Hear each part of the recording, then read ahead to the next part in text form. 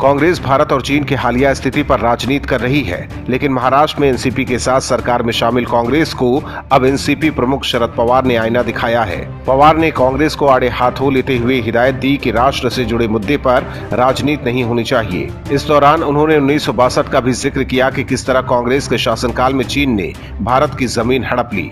कांग्रेस को निशाने पर लेते हुए उन्होंने कहा कि किसी को ये नहीं भूलना चाहिए कि 1962 के युद्ध में चीन ने भारत की 45,000 वर्ग किलोमीटर भूमि हड़प ली थी।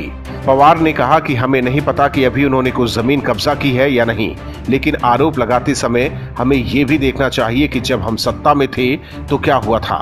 एनसीपी प्रमुख ने सीधे सीधे कांग्रेस और राहुल गांधी पर ही निशाना साधा है।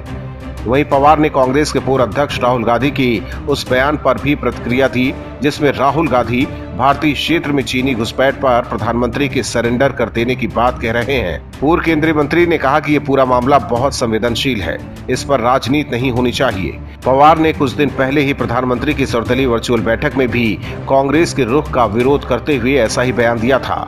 नरसिम्हा राव सरकार में खुद रक्षा मंत्री रह चुके शरद पवार ने कहा कि लद्दाख की गलवान घाटी में हुई घटना के लिए सीधे सीधे रक्षा मंत्री को दोषी नहीं ठहराया जा सकता, क्योंकि वहां पेट्रोलिंग के दौरान भारतीय सैनिक सजग थे।